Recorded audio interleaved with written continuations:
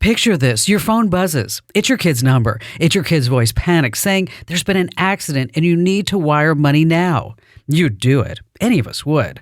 That's exactly what the scammer's counting on. Here's how it works. Criminals buy your phone number from data brokers, companies you never heard of selling your life for pocket change. Then they grab 3 seconds of your kid's voice from social media, clone it with AI, and make the call. This has happened to 1 in 4 Americans. One dad lost $15,000 protecting his child who was never in danger. That's why I use Incogni. It contacts data brokers and forces them to delete your personal info before it can be used against you. It's also independently audited by Deloitte. Right now, you can save 60%. The cost, about $7 a month for your privacy. Here's what you need to do. Go to privacykim.com and protect your family before somebody else profits off of them. I use Incogni, and you should too. Go to privacykim.com. That's privacykim.com. Well, look at you. You got the Kim Komando Show podcast. You are so smart, and I heart you for that.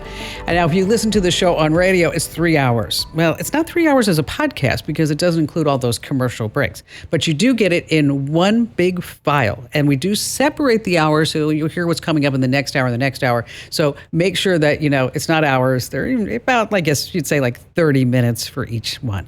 And joining me, of course, is our co-host, Andrew Babinski. It's all the same great information. We just got sleek, nice, new packaging. And, what are the benefits of getting the podcast? You hit play one time and you roll through the entire show. It makes it easy. It's all packaged up perfect for you. It's the entire show, all the information just shortened down for you. You know what I think is best about the podcast? Yes. Is that, I always have such amazing jokes. Oh, no, that's the reason why we have a fast forward button. No, with the podcast, you can back up and you can hear the joke over and over again until you memorize it. And then when you see your family members and friends, you can say the joke. Just skip to the subject part of the Kim Komando Show podcast. It's the much better part. All right. Okay. Well, sit back and enjoy. Okay, so here's the deal. Whenever I get out of an Uber, I just don't open the door and jump out. I don't do that. What do you do? Well, it's like lay down, take a nap. No, I actually feel around to make sure that I haven't left anything. Okay, that's fine. And then if it's dark, then I'll actually turn on my phone's flashlight and then take a look around. Because, once they drive off. Yeah, they're gone. It's like they disappear. It's like a ghost car. So Uber came out with their annual lost and found list. Things that people have left in an Uber that have been unbelievable. You got to think the number one thing is cell phones. Exactly. Over 1 million. 1 million phones? Yes. Apple's just licking their chops. Yeah, and they have a solution to this. I'm going to tell you more about that in a second. But first, here are some other things that were left in an Uber. My favorite, an ankle bracelet. Like the jewelry or one of the ones the cops give you? The cops give you. He's got the Uber. And you just figure out, I'm going to take this sucker off right now. Dentures. Ooh. That's very important. 20 pounds of duck sausage. That's a lot of sausage. That's a lot of sausage. Of any kind of sausage. But then duck is even more specific. Live butterflies. Oh, no. You forgot your live. They're not going to be live for very long. No, it's not. If you were an Uber driver and you look back and you see live butterflies, do you just chuck it out the window and carry on with your life? Well, I would want to set them free. I don't want a responsibility of live butterflies. Oh, okay. My favorite one. Somebody left a dishwasher. How? Like a desk, or like a tabletop dishwasher. Not one of those big ones, but just a dishwasher. Oh, I didn't even know there was a tabletop dishwasher. There is, for apartments. Okay. Yeah. So, but think about that. How do you not notice, you got in the car with a 50-pound dishwasher? I got in the car with this huge heavy box, and now that burden's been lifted. Maybe they didn't want to throw it, didn't know where to throw it away, so they're like, I'll just take an Uber and leave it there. You know what? You could do that in New York. That would be the best way. Someone else's problem. And so Uber has a new way for you to get your stuff back. We're going to talk about that, as well as I want you to think about what are the top cities where people leave the weirdest things. What is America's most forgetful city? San Francisco, because it's Uber, and a lot of people Uber in San Francisco. It's not a lot of driving. No. New York? Yes. Well, that was too easy of an answer. And then comes Miami, and then comes Chicago. Okay. So the Uber has a brand new feature. So let's say you do forget something in the Uber car. Right. Is that you can message Uber. They will message the driver. And then when it's convenient for the driver, he or she will like drive around and then drop off whatever you left. And I'm sure I'm going to have to pay for that. Of course you're going to have to pay for it. That is. And whoever left the dishwasher behind, you know what? They wanted a clean getaway. I could have predicted that's what you were going to say. Oh, because after all, would you expect no less? It's Kim Komando, and I'm the Kim Komando Show, and joining me is Andrew Babinski. Hi, Kim. And let me tell you, there's so much going on in the tech space. We're going to start with SpaceX. I am so excited for this. I just signed the paper today. Sign what paper? The paperwork. You know what? You don't want to rely on me for stock advice. Okay. Because I am still holding hope against hope that someday GoPro is going to make it. Yeah, I saw that it went up like 400%. It's now up to 50 cents a stock. Is it really? I didn't know that. No, I'm joking. I was just trying to make you feel good. like, what happened? I missed it. Should I cash out? Yeah. So SpaceX is going public. A $1.75 trillion valuation. And you got in on the IPO? Is that what paperwork you signed? Yeah, but I'm not the only one who can do this. You can get on it too. Okay. You don't need to have like all this money to do it either. It's going to be listed on the NASDAQ SPCX. The price June 11th is going to start at $135 per share. I'm not a huge in the stock market, but that seems very high for an IPO. Well, I don't know because they've got so much going on. Right. And so really, I think what's going to happen is that it's going to go out, it's going to go up really high, really fast, and then probably settle back down. Right. That's what happens with every IPO. So if you are with Robinhood, Fidelity, or Schwab, what I really like is that a lot of these IPOs, especially when we start talking about tech companies, is like you were so right. You can't buy the shares. Mm-hmm. But with SpaceX, they have reserved 30% for the average person. Okay. So 30% of the shares are available to purchase. What's it feel like to be an average person? I love being average. It kind of is the reason why I go to a health club and swipe, because it makes me feel normal. Here's one question. Normal. Are you worried, though, that the head of this company is this volatile person that can go out there and dump the price of the stock by 2 tweets? Elon Musk, yes, controls 85%. Correct. I think we've all gotten used to him. Okay. You know, but has the stock market gotten used to him? I think because of what he can do and what he has done. Because, okay, there was this like, I want to say 4 years ago, maybe 3.5 to 4 years ago, I saw an interview with a technology guy, and he was like, listen, the future of automobiles, there's going to be Toyotas and Teslas and whatever China makes. And that's it. And I thought that was interesting. So I went and I bought some Tesla stock. And then Elon Musk went out and said a bunch of crap, and that Tesla stock went in the garbage. Are you not worried about that with SpaceX? I think he's matured. Oh, wow. Wow. I mean, you know, okay, I know there's still the fart sound in the Tesla. Okay. But Anthropic is also going public, makers of Claude. Did you get in on that one as well? No, it just has filed for an IPO. And Okay. I will buy it too. Okay. I will. $965 billion. That's a lot of money. I mean, think about this. That's almost $1 trillion company, and they're not even public. And meanwhile, Google's sitting there saying like, hey, what about us? They're raising $80 billion. For what? They say it's going to go straight into their AI infrastructure. Oh, okay. Not to bonuses for suite level employees? Warren Buffett's Berkshire Hathaway, they're writing a $10 billion check. For which one? For Alphabet. Wow. So they're going to buy 10 billion of the 80 billion they're trying to raise? Yes. And Warren Buffett knows what he's doing with his money. He said he's kind of retired, but I don't think you ever can retire. You can't say you're retired and then you just made a $10 billion investment. That's true. It's not possible. That's not retired. Okay, I'm going to play bingo now. Right. Pickleball, buy 8% of Google. Then I'll have a dinner at 4 o'clock. So I was driving along and I asked Siri a question about, I wanted to know what was the 10-day forecast. Can I guess what Siri's answer was? What? I cannot help you with that right now, but if you want to open it in the app, I can send you a link. No, actually, I was pleasantly surprised. And Barry was in the passenger seat. And he's like, what was that? I'm like, I don't know. So I said, Siri, give me the 10-day forecast for Santa Barbara, California. And Siri said, would you like me to use Gemini or ChatGPT for that? Interesting. And I said, I would like ChatGPT. So one of the options wasn't Apple Intelligence? Nope. Uh-oh. Okay. And so she went out and she got ChatGPT with the 10-day forecast. But then at the end, she had something very interesting to say. I wish I could have recorded it. Was it an ad? It should have been. It said, please keep in mind that ChatGPT hallucinates and it's best to check all your information. Did it say it was going to be 36 below zero on Friday? Because that would have been a hallucination. So, but I am one of the people who gets the iOS operating system a little bit earlier than everybody else. And so on Monday, June 8th, we have the WWDC. The crowd goes wild. They do that. No, of course they do. It has a lightning port. Yeah. But isn't it getting mellower and mellower and mellower every year? Like the excitement has died down. No, you still have all these Apple fanboys. But it's just the same product, rinse and repeat. Okay. We have an iPad. This time it has one new feature. Hey, guess what? We have an iPad. This time it has one new feature. They don't make anything new. Well, they say that it's going to focus on fixes instead of new features. People get excited about fixes. Okay. So Siri's going to have a brand new app on the home screen. Oh. Yes, I know. I'm pretty excited about that myself. Awesome. Something for me to delete. I love it.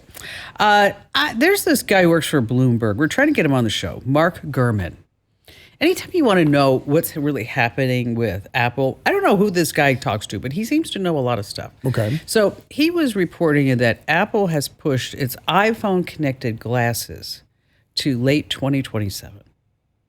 So the glasses that would compete with Meta's glasses. Is it possible that they're pushing them to 2027 because no one cares about iPhone connected glasses? Well, what they want to do is come out with the iPhone glasses that are at a reasonable price point, so maybe $300 to $500. Okay. But in all Apple fashion, they'll come out at $300 to $500, and they'll say, "Do you want the sides to those glasses? And would you like to have 500 gigs with those glasses? Do you want them to work? Well, that'll be an additional $1,200. Yes. And then don't forget, you need the case. I don't need the case. I don't even need the glasses. I've been saying this for 10 months on this show. They are pushing these glasses. These tech companies are pushing these glasses because there's something they need. And they want us to wear these glasses all around. Nobody likes these. I've asked you multiple times, do you know anyone who uses these glasses on a daily basis? What do you think they want? Tracking. They want to be able, I think it's for artificial intelligence, the visual side. They want to record every single thing that you're looking at, that you're seeing inside your home, inside your work, when you go around about town. No one wants these glasses. We've been there and we've done this. Google Glass flopped. Google Glass was a punchline. Glass holes. Right. Why are they pushing this so hard? Well, why do you think we're building all these data centers? Well, that's a bit different. I mean, it's not so that you can do a character yourself in ChatGPT. Right, but you also don't need the consumer to buy in, hand you money to help build whatever you're trying to build. So when we talk about Google, what comes to mind with Google? I mean, searches, artificial intelligence. I would go search engine and maps. That would be one and two. Ads. Absolutely. Okay. Mosquitoes? What?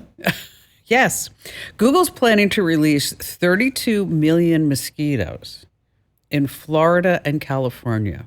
I'm not making this up. It's called Google's debug plan. Okay. Well, that's the opposite of debugging. Okay. You're adding bugging. They want to spread male mosquitoes carrying Wolbachia, which is a naturally occurring bacteria that makes disease-carrying Colex mosquito eggs. Excuse me? Non-viable. What is happening here? I have no idea. I know these are all words you're saying, but when you push them together, they don't make any sense to me. Well, it doesn't make any sense to me either. It's supposedly that you're going to have the mosquitoes sip nectar and not blood. And so we're going to have mosquitoes, but they're not going to be the one like, ow, son of a gun. Why are they doing this? Why is Google getting in the mosquito game? I have no idea. Oh, I thought it was interesting. Are they strapping cameras onto these mosquitoes? So it's just Florida and California right now. They're the testing grounds. That's so weird. Okay. Meanwhile, I don't know if you heard about this. I want you to think about how you would feel if you were on this plane. Okay. You're flying from Newark to Spain. Okay. It's a long flight. 9.5 hour flight. Yeah. Okay. You're about halfway over the Atlantic. Oh, that's the ocean. Yes. And you think to yourself, oh, I think I'll have another cocktail and I'll go to sleep. But then the captain of the flight comes on and says, sorry, folks, got some bad news for you. We have to turn around and we've got to go back to Newark Airport because apparently there's somebody on this plane who changed their Bluetooth name to bomb. That's not good. Of all the words to pick, that's like the worst one. So the flight turns around, gets back to Newark Airport, 16-year-old kid. It was a speaker, right? It ended up being a Bluetooth speaker. Yes, Bluetooth speaker, named it bomb. They had to empty out the plane. Now, go through TSA again. When I read the story, though, weren't they announcing whoever's got it, just tell us and we'll address it. We won't have to turn the plane around. And the kid would not speak up? What a jerk. So I would be so mad. I hope those Google mosquitoes attack this kid. God, that speaker just synced up the whole trip. We're going to try this one again. Kim has a bad joke. So I'll buckle in. Now, what were you saying? What was this natural transition you were about to do? Are you ready for it? Yeah. That speaker just synced up the whole trip. Oh, man. It wasn't even worth the restart. Boy. All right. So very quietly, without any fanfare, any press release, no announcement, Apple upped their trade-in values. So if you go to apple.com/trade-in, and if you have like an old iPhone, iPad, Mac, Apple Watch. I just did this. I traded in my son's iPad that's literally been sitting in the garage for 3 years. How much you get? It's $500. That's amazing. And I almost threw it away, and it was worth $500, and it almost paid fully for his new iPad. But here's the thing now. What they've changed is that you don't have to buy anything automatically. Okay. So if you have something old that's just laying around, you're thinking to yourself, like, I just want to get it out of the garage or whatever, that you can trade it in and then you can have a credit. They need chips. That's why they're doing this. They need chips. I was just going to say that. They need chips. And also, they're banking on everybody wanting the new iPhone Fold. Okay. $2,500. No way. Yeah. I'm out. $2,500. I'm going to need 74 iPads to trade in, people. Anyone? All right. Ready? Yeah. Let's start some phone calls. Let's do it. Diana in Houston, Texas. You're up first. Hello there, Diana. Hello. How are you? Great. What's going on? Now when I ask ChatGPT, they're going to say I'm dirty, Diana. All right. Just to explain what she means during the commercial break. Just playing around on ChatGPT, and I said, I'm going to say, what's my name? And it says, I don't know your name yet. The only personal detail I have in my memory is your birth date. And it said it at such and such time in, the town. And then I was like, how did you know that? And then it said, oh, it was a personal conversation, a previous conversation, and you asked me to remember it. And I never would have put that on there. Well, here's the deal, is that ChatGPT is good. It hallucinates, but it's not a psychic. Yeah. And so at some point, you either said, tomorrow's my birthday or something, or maybe you uploaded a form or you connected your medical records or something that happened. Isn't it possible that it scraped the people sites? It could have, but I think it's more likely that Diana, that you probably put something in there. Now, here's the deal, is that you can go and check. You go into ChatGPT settings, personalization, and then memory. And then you can look at anything that may be in there. But then again, it may not necessarily be in that memory. I mean, it's really hard to pinpoint. What you can do is tell it to forget it.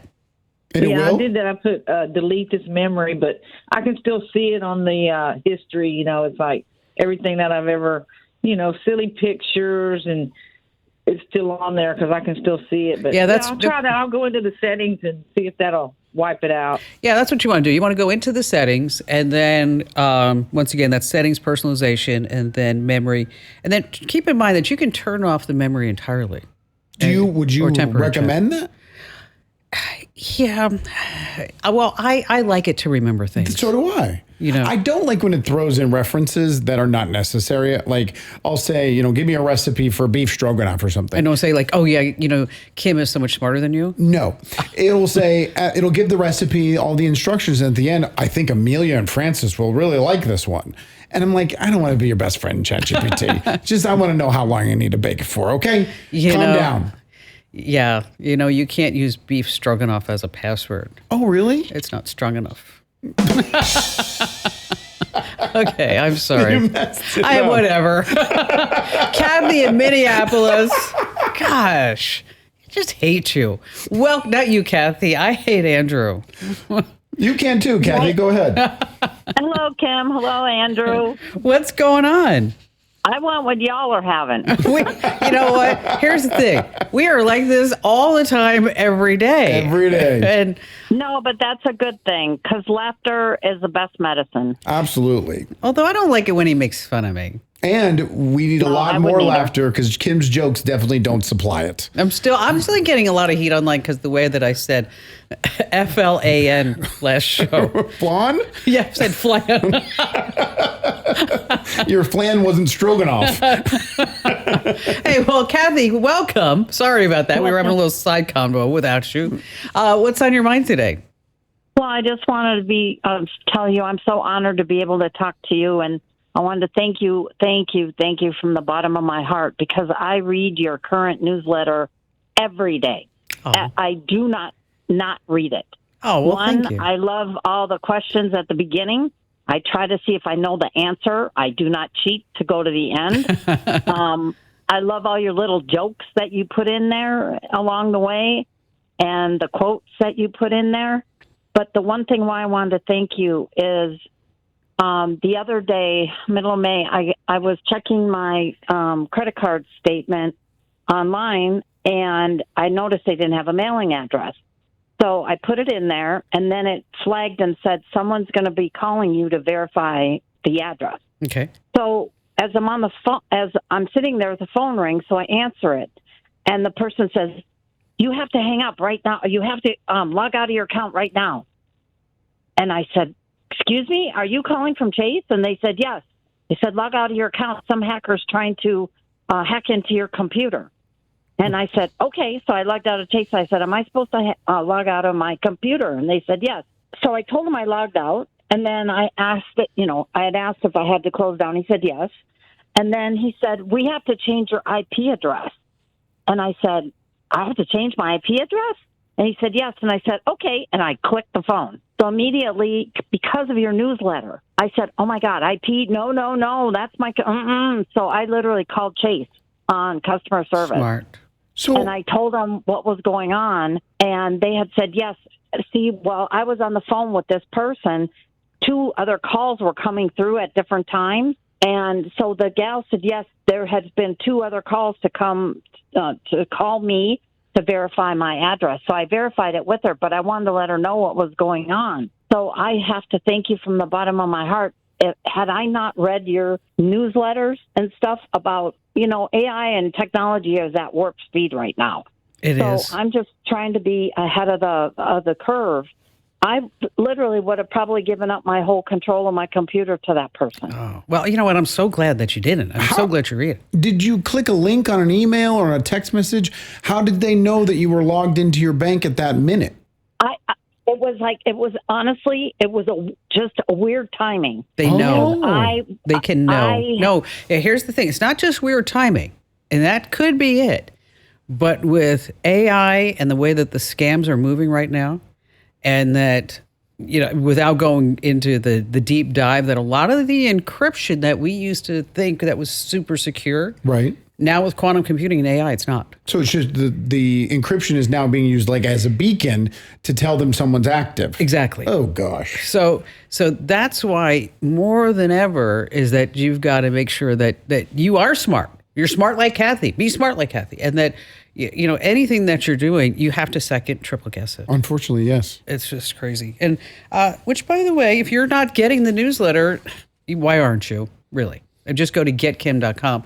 Once again, that's getkim.com. All right, so there's a little viral prompt going around. Have you tried this where you create a little mood board of yourself? Nope.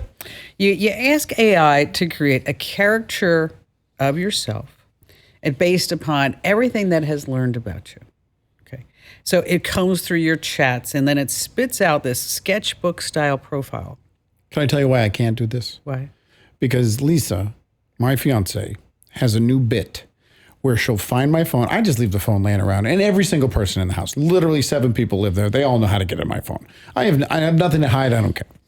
She gets into my phone, she opens ChatGPT, and then she just tells it a bunch of lies about me. Like what? Like that I'm cheating on her, that I've had lunch dates with multiple exes, and that I want to be get into polygamy, and I need a way how to. But she does it in my voice to ChatGPT, and then when I log on and I'll do something, it'll say, "Oh, how's everything going?" With you?" Right.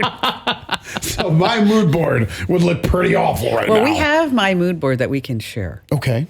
And I'll give you the prompt. You really ought to try this prompt. And I was really floored by how accurate it was for me. I mean, it showed me behind a mic.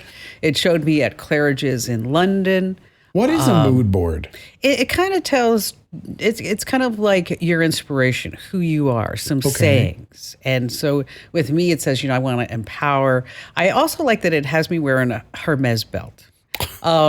Which I thought, I think how it knew that is because I wanted to buy a Hermes belt. And so it's like, oh, maybe she got it. And isn't Hermes like the place you have to make like an appointment to show up and they don't just let anybody in the store? Yeah, they do that. Yeah, okay. You couldn't get in. But no, heck no. I can get it. So anyway, here's the prompt. You want to create a sketchbook character mood board of me based on everything you know about me since you met me and all the conversations that we'd be having. And it is scary accurate. I don't want to know. Ignorance is bliss. That would be the key word to my mood board. Ignorance. Polygamist. Hey! Nice. Hey, still to come, we have some more great phone calls as well as we're going to talk about AI brain rot. What is it and how do you avoid it here on the Kim Komando Show? You know that glow that you see on people just seem to radiate health. It's not just great lighting. It's what's happening inside their body. And one of the best kept secrets to looking and feeling amazing is collagen. You see, as we age, our bodies naturally produce less collagen, which can lead to wrinkles, thinning hair, brittle nails, and just feeling less flexible than we used to. But the good news is that you can support your body naturally. With high-quality collagen from Native Path, you're giving your body the building blocks it needs to support smoother looking skin, stronger nails, and shinier hair. And some studies also suggest collagen supplements may help support bone health too. You see, it's not about turning back time. I know we want to do that, but we just can't. It's about feeling your best at any age. And right now, as a Kim Komando listener, you can get Native Path Collagen for just a fraction of the retail price, plus free shipping and a free gift bundle. Just go to getnativepath.com/Kim. That's getnativepath.com/Kim. These statements have not been evaluated by the Food and Drug Administration. This product is not intended to diagnose, treat, cure, or prevent any disease. Individual results may vary. Hey, just a reminder before we go back to everybody's phone calls is that if you want, you can get the Kim Komando Show as a podcast. Beautiful. Wherever you get your podcast, or you can head to youtube.com/Kim Komando. Yes, we post the videos of the show. We got a cameraman in here now. Joey. All these fancy cameras. Got a brand new set. And when you're there, just go to our YouTube page and subscribe. Over 30,000 subscribers? Yes, exactly. When you subscribe, you get a notification every single time we put up something new. And like, comment, and share, all those great things. Adam in Burlington, Vermont, welcome aboard. Hello. Hi, Adam. Yes. So, how are you guys doing? We're good. So you own a bagel store. I do, up in Burlington, Vermont. It's called Myers Bagels. We're a Montreal-style bagel, so a different kind of bagel than you may be used to. What's the difference? The primary thing is we cook in a wood oven instead of gas or electric. So like wood-fired pizza is different than regular pizza. Oh, sounds good. Yeah, and it's all done by hand and artisan style. And, just north of us, it's a common thing. But in the U.S., there's not many of us around here. And how much is a bagel? Let's see. Individually, a dozen we sell for $13.95. That's not bad. That's not bad at all. No. Yeah. That's good. It's reasonable. Yeah. So what's going on in Bagel Land? Well, related to your show and the advent of AI, I got in myself in a little bit of deep water here. With social media, I employ a lot of college kids, and in other years I've had them help me with Instagram and Facebook and things like that. And it starts off great, and then, peters off or dwindles off in their interest or their ability to create new content. And getting consistency has been tough. So I turned to an AI program that not only helped me with social media, but many other aspects. Like I could give it my QuickBooks for a couple quarters and compare them and, look at copywriting and things like that as a background. And so for social media, I said, well, it's neat. I could plot when I want to have a post go and how it works.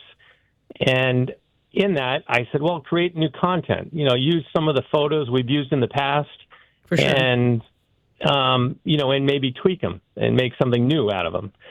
And so it did a couple of those, and I posted them. And I'll admit, I don't follow up. I'm not a huge social media person myself. And then, they went.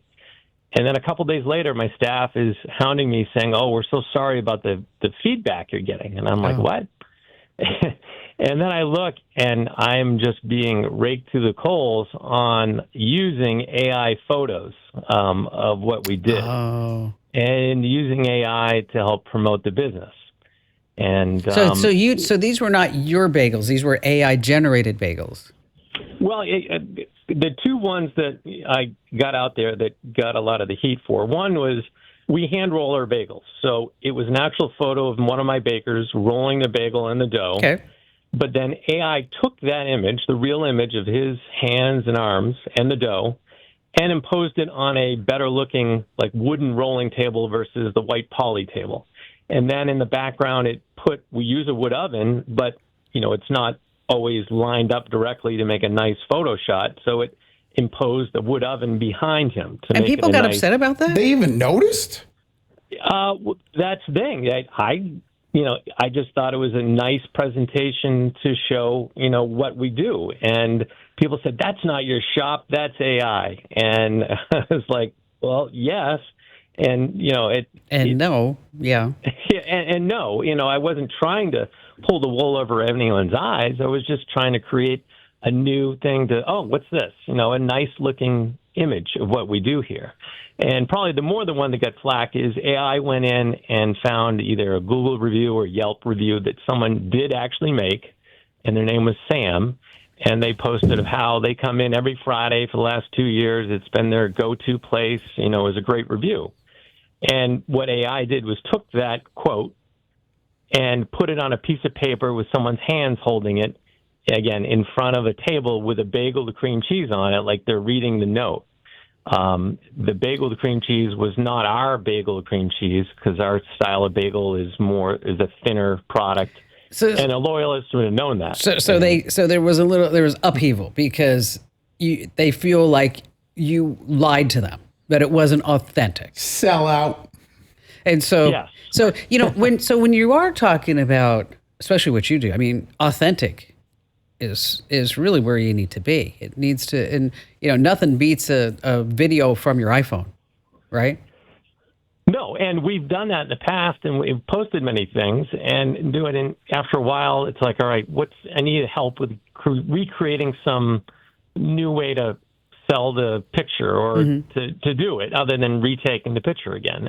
Yeah, and it's a hard thing unless maybe you put edited with AI, somewhere, so that what I do is I'll say ChatGPT / Kim Komando, so that people know that I fixed it up. Right. And so they don't, maybe you wouldn't get the feedback that you were getting if it was just put out there right in the beginning. One thing I do with our social media radio station I work at, we can't use AI. It's one of our tenets of our company, but I'll just use AI to make a new graphic. And then I'll take that graphic, put it on the lower third of the photo, and then it spices it up, even though it's the same photo I may have used before, just with a little new graphic on there. Yeah, because especially with the bagel shop, you don't want a smear campaign. No. I like that. I did. I like that one. Did you? Didn't laugh, but I liked it. Okay. All right. So when you get a research study from Carnegie Mellon, Oxford, MIT, and UCLA, you're sitting there going like, maybe they're onto something. Maybe. Okay. So what they found is that people are now getting what's called AI rot. Okay. Because instead of like writing that email, we go, oh, I'll just let ChatGPT do it. Copy paste, copy paste, copy paste. Yeah. Instead of doing the math, I'll let Claude do it. Or I was complaining with an electrician and he sent me this response and I could tell it was AI and I just said nice AI response to him. And then he rewrote it with a different AI and sent it again. You know what? Ian did that to a contractor because a contractor sent him this long thing. And Ian wrote back and said, when you can answer my questions as a human being, correct, come on over. Call people out for their AI use. AI rot. Don't let your brain rot. And that's why you need to make sure that you do get our free newsletter. Sign up right now at getkim.com. Well, look at you, so tech smart and savvy and smiling. Well, here comes the next part of the show. And let me just give you an idea of what's on board. We're going to be talking about the AI tool of the week. I'm going to tell you how you can fill out forms by just using your voice. We're going to be also talking about flock cameras. Now drones are coming. AI has the NBA Finals prediction, and you can now Tokyo drift really in Tokyo by taking an Uber. And how would you handle this? You take a fabulous photo, you enter it into a contest, and you're for sure, oh, this is the best photo I've ever taken in my entire life, and you know you're going to win. But then suddenly, your photo is disqualified because, well, they say you used AI, and you really didn't. That's all coming up. And of course, a few of my bad jokes. So if you're walking, put some pep in that step. And if you're just relaxing at home, enjoy. You know how kids learn things from you? Certain behaviors, certain unfortunately, traits. yes. What do you think your kid learned? My daughter is a smartass. Is she? Oh, yeah. It is obnoxious answer followed by obnoxious answer. And then I'll be like, I'm being serious right now. I'm being serious right now. And you're like, oh. And I can't say it's all my fault. I can't do anything about it. Ian learned from me potty mouth. Oh, yeah? You're a swearer? Yes. I mean, it actually started... I will never forget. We were on 24th Street and Camelback here in Phoenix, Arizona. And he was probably 2.5 in the back seat. Just dropping F-bombs? Well, this guy cut right in front of me, and I slammed on the brake. And then out of the back, I hear, F-bomb. And I'm like, but perfect timing. You know? I learned it from watching you, all right? Yes, exactly. And That's funny. I never swear around my kids. Oh, yeah. I try not to. We were in the ocean and I was holding my son. He was probably 6. And we were looking at something and then we turn around and there is this like 20-foot wave that is about to crash down on us. And I went, oh, blank. And then we got hit by the wave. And I asked him if he was okay. And he was like, yeah. And he goes, and Dad, you said a bad word. I was like, well, we almost died. I have an excuse. Just this one time. Yeah. Just you got to let those go. Well, when I saw this video of something called Peek-a-Book, which I'm going to show it to you in just a second. Okay. But when I saw this video, I thought, like, how can this be? Let me tell you, you know how like you have those fake books that you put keys and stuff in? Do you have one of those? I have one of those in my house. Keys? Yes. Like I have a fake book that I put spare keys in. Oh, I have one that I put all the gift cards in. Okay, perfect. Yeah. Okay. So it's just like Which one's yours? Mine is Scenery of Arizona. Like Barry bought ours, so it's like the history of mankind and science and stuff like that. The first ever ham radio. But so in this fake book, in the middle is a magnetic holder. So it keeps your phone in place. Okay. So you hold this book. And so as you're holding this book in front of your kids, you could be on TikTok and they think you're reading a book. Look how educated Mom is. Look at her. Look at her go. Well, but she's actually on Instagram. Exactly. And Pinterest. I got a lot to say about this, and wait till you see it in action. I want you to describe, Andrew, what everybody's going to be seeing right now as we look at this Peek-a-Book new product that is going to change the world forever. Change the world forever is kind of dramatic for a fake book. So it's white on the inside. There is, looks like there's pages, like a notepad, and it's a small tan book. And then the woman who's holding it, she opens it up, hides her phone inside. And this is used to hide the fact you're using your phone in front of your babies. In front of your kids. Yes. Yeah, I'm not scrolling. I'm bettering myself. I am reading the book. Meanwhile, the kid's looking up. Oh, it's a parenting book. Yeah, so she's reading her parenting book, reading. Well, not really reading. No, she's not reading at all. Yes. She's just using her phone on the sly. I mean, I get it. Parents need a break. I certainly did at times. I mean, but kids aren't dumb. Did you hide your social media use or your phone use from your kids? No. You just did it out. Now, the reason why I hesitated, because a picture popped up on my feed. You know, Google always says like, oh, here's something that happened 20 years ago or Right. 10 years ago or whatever. And it popped up and Ian was next to me on a lounge chair. And I had a towel over my head because I was on my phone and we were outside and I couldn't see. Hold mommy's umbrella. She needs to send a text message. I mean, but fake reading in front of them is not going to teach them to read. They'll know. Absolutely. They'll figure it out. They're not dumb. I mean, especially when like imagine just scrolling like TikTok and all of a sudden like the sound automatically goes, you know, Right. It's 'cause one it of always those viral happens. songs. Yes. You know, you have the sound off and then you hit something suddenly and it's like, oh. Why are you laughing your butt off at a parenting book right now? You know, I'm reading a great book at the moment right now. Are you reading a great book at the moment? Yes, it's called The History of Gulu and I just cannot put it Oh, down. boy. It hurts my head sometimes, Why? these jokes. They're so bad. good. No. They're so good. So I counted the number of cameras that I have on my 7-mile commute to the office. Okay. You sure you got them all? I looked on the map, and I'll tell you where you can look on the map. Oh, cool. And the flock camera specifically. And there were 6 cameras. In your 7-mile commute, 6 cameras. that's it? Well, different traffic lights. Right. I mean, because I I don't thought it go to would the be a freeway. lot more.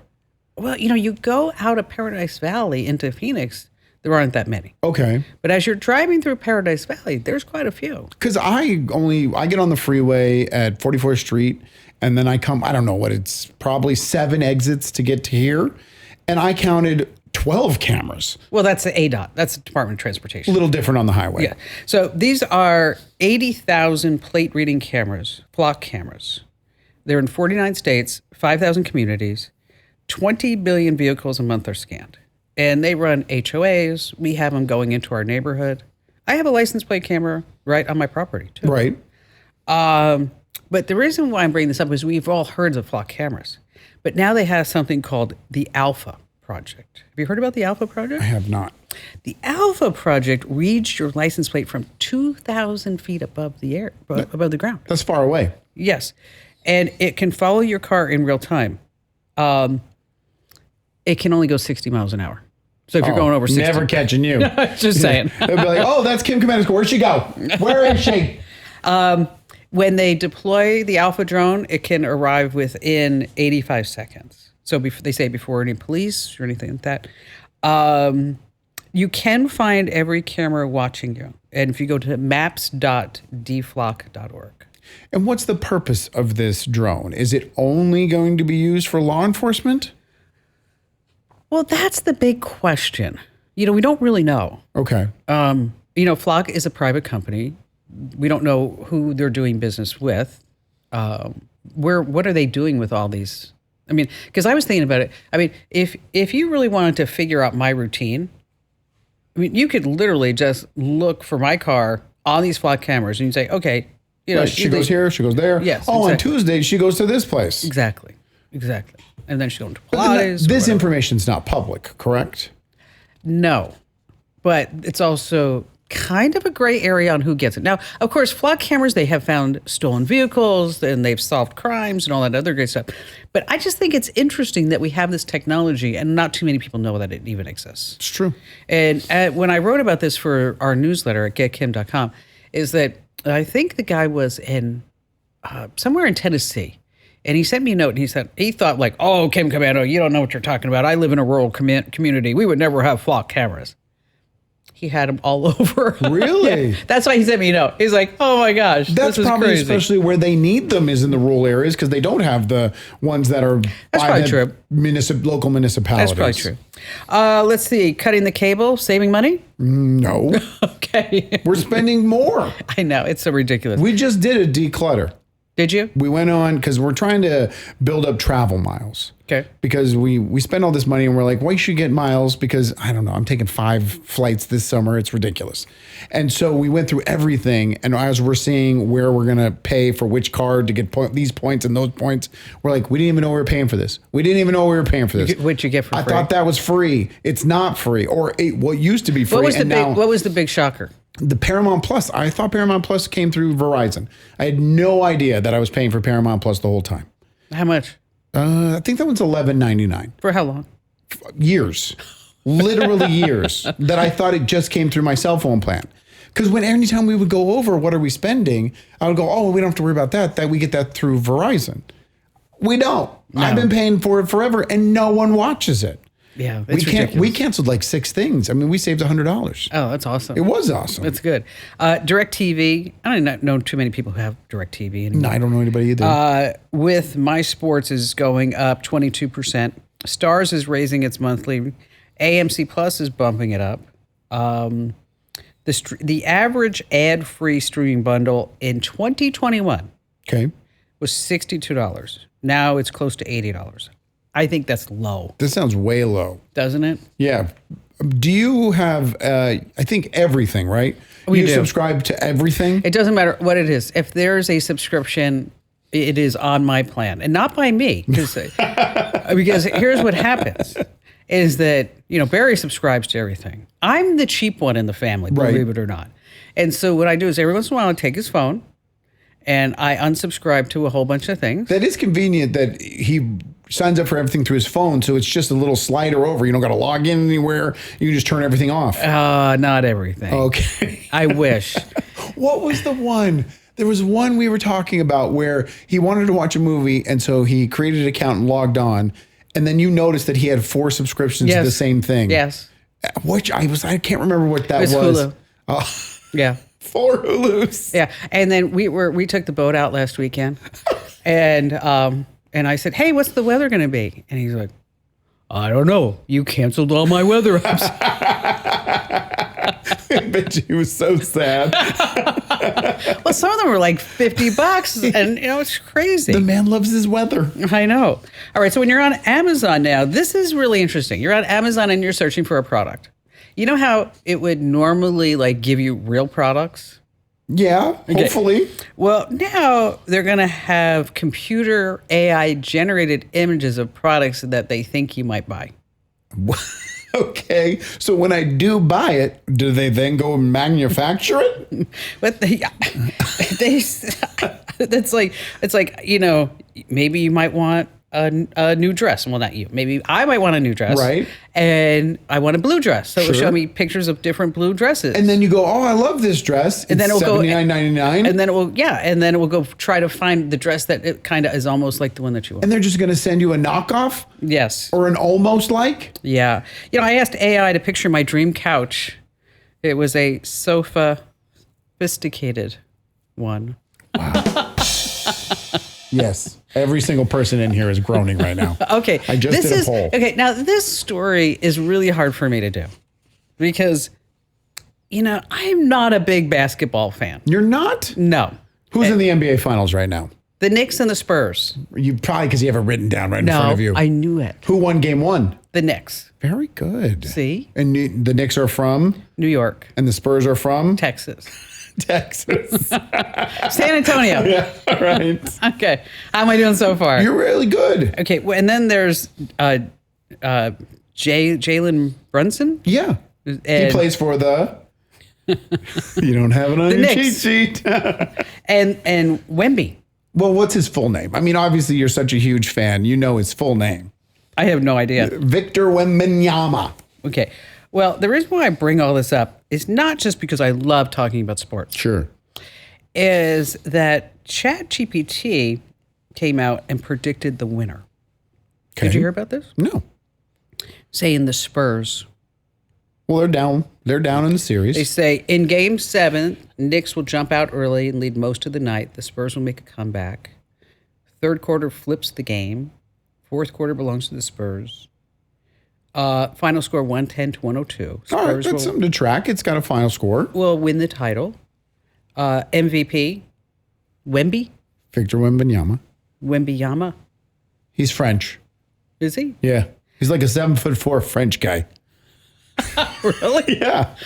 That doesn't. He smokes cigarettes as post game. We shot the ball. It was very good. I don't care. I go home. That was not on my 2026 bingo card. 7'4" French guy. No. He's going to be okay. If he wins the title, he'll be the second youngest Finals MVP in league history. That's if he wins the MVP. They got to win the series, and he's got to be named MVP. But I picked the Knicks to win it all. Well, I think he's a total baller. Keep going. Don't do that. Just encourage her. I hate that. So when I went to Tokyo, what a transition. That one of the things that I'm always looking for experiences. Mm-hmm. And so and knowing like Ian plays Tokyo Drift, Fast and Furious, right. And we got the movies and all this stuff. So I arranged for us to have a Tokyo Drift tour. That's really cool. And you have to go out at 11 p.m. And they take you to a spot in Tokyo where you have all the Nissans, and they actually have like Corvettes and things like that. And what was interesting about that is the cops know that this whole drifting tour is happening, but they kind of let it go. Okay. So you're going on the freeways, 80 miles per hour, 90, whatever it may be. And, just a side note, the guy who was driving me, obviously 100% Japanese, says to me, you listen to Joe Rogan? That's so interesting. And I said, what a conversation starter. I said, what do you mean? He said, I watch Joe Rogan every single day. Huh. And I said, really? And he said, I just have a question for you. So in Tokyo, girls are girls, boys are boys. But how come in America, girls are not girls and boys are not boys? Oh, it's my stop. It's where I'm supposed to get up. You know what? Turn up Joe Rogan. I wanted to listen to this episode because I have no interest in having this conversation with you. I just thought that was so funny out of all the things. Now, the reason why I bring this up is that now you can have Uber Drift. What's that? It's a special Uber experience where they will take you in these Nissans, put on a helmet, and it's $200 for a group of 4 people. And you can do like a professional Formula drift around Tokyo.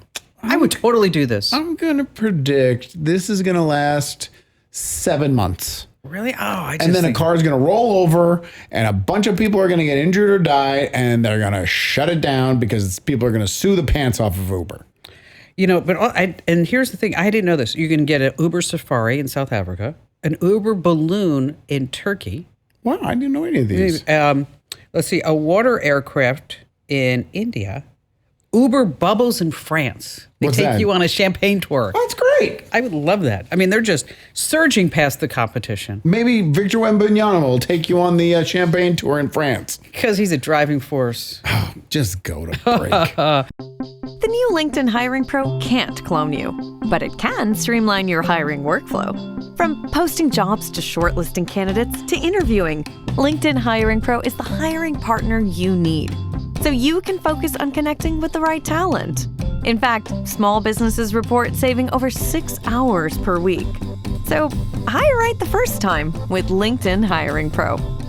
Post a free job today at linkedin.com/quality. So I have a certain packing trick that I do. For a vacation? Yes, because you talked about taking all these flights, is that I lay out what I want to bring, because we all have like our favorite pair of jeans, our favorite shoes and jackets and stuff like that.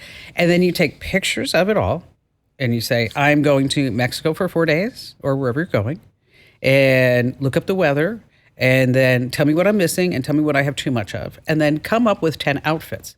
And then, whew, hallelujah, it puts everything all together so you can wear like this jacket without those jeans or that dress or whatever it may be. Does it ever say you don't need these two things? Oh, that's really cool. They say like you don't need 2 pairs of blue shoes, but I'm like I like both. Shut up, ChatGPT. You don't know style. So if you're going on a trip this summer and you're wondering like an easy way to pack, you ought to try that out. That's really cool. So have you ever looked at a photo online and you thought to yourself, that ain't real? Most of the time, yeah. I mean, this day and age, it's all fake. You're like, that's just not possible. That could even remotely happen in my universe. Correct. Well, Stephen Scott Grogan in Lakeland, Florida. Hello there, Stephen. Welcome aboard. Welcome to the show today. So, Stephen. Hi, Kim. Thank you so much for having me. Welcome. And so tell us about your photo. It was it was of a young alligator's eye. I was hiking all day long, and it was the first photo that I actually got all day, and I was very proud of it. It was a perfect mirror reflection. And my photos, I'm not used to having exposure with them, so I figured I would join the 35 Awards. It's one of the largest international photography competitions. And I entered the mobile category, and it's kind of like a gauntlet. They have 3 stages of it. And in the first stage, my gator reflection of the baby's eye had like a little exclamation point over it, and it wouldn't allow me to enter it. So I appealed it, and I got a message back saying that this photo is not allowed in the mobile photography nomination because it was taken with professional camera equipment due to the depth of field and high details that are within it. Okay, but you didn't use any high-end equipment, right? No, I actually used my Samsung Galaxy S25 Ultra. Okay, well, let me tell you, we're looking at your pictures right now. They're phenomenal. Wow. Thank you very much. You're very talented. Which is the one that you entered in that they turned down? Because they're running through a slideshow of them. It's the tight gator eye reflection. It's on the water with the beautiful, with the beautiful blue sky behind it. It's a telephoto shot. The background, it's pretty much just the gator's eye at ground level. Oh, okay. Well, that's... And the background's blurred. Now, how close were you to this gator? I was actually about 12 feet away. The camera itself was a few feet. I use a 12-foot-long telescopic selfie stick. Well, thank goodness for that. My girlfriend appreciates me being careful. Now, are you factory settings? Like, it sounds like you're a photographer and you're into this. Do you just use the settings that come out of the box, or do you tweak them to make tweak them. You do tweak them. Okay, so maybe that's why it picked up on it, because you tweaked the settings. And then I do use Expert RAW. Everything I shoot is either in 50 MP in Expert RAW or 200 MP Expert RAW. Wow. That photo was 50 MP, and I believe it was a 5X super telephoto. Wow. Okay, and so you obviously went to them and said, "Hey, listen, I mean, I just used my Samsung phone." Yes. And what was the reply? After manual review, it stands. Please change this photo. So I just gave up on it. I felt disheartened and disappointed because it's one of my favorite photos. I've tried to replicate it since, and I haven't been able to do it. And then it kept happening again after that. I took a screenshot of it, and I felt disheartened at first, but then my girlfriend told me just take it as a backhanded compliment, and I do. I take it as a compliment now. So you took a screenshot of the photo, uploaded that, and it still denied it? Oh, no, I took a screenshot of the disqualification. Okay. Yeah. God, that's so sad, though, really. I mean, it is. Now, how long have you been doing this? I am completely self-taught. I've been doing it for about 3 years. Wow. And so why did you pick gators? I started hiking years ago. Living in Central Florida, all you usually see is gators or snakes or insects, maybe Bigfoot if you're lucky. Go ahead. I was just going to say, you know what, let me tell you something. I am so afraid of gators. Really? I am. Really? I am. The photo that he has of like a gator on top of a gator, that's like a nightmare for you. Yes, it's like 4 gators stacked on each other. I'd rather give me scorpions any day. They're a little smaller. I can step on them. Have you ever gotten bit by a gator? I have not. I've never had a close encounter. That's good. You keep that selfie stick handy. Yeah, 12 feet might. Well, I use it as kind of like a guard, not to like go past the 12 feet. All right. So let me ask. So for everybody who's listening, you've been doing this for 3 years. Correct. What is like an insider secret to using a Bluetooth selfie stick that took you a while to learn?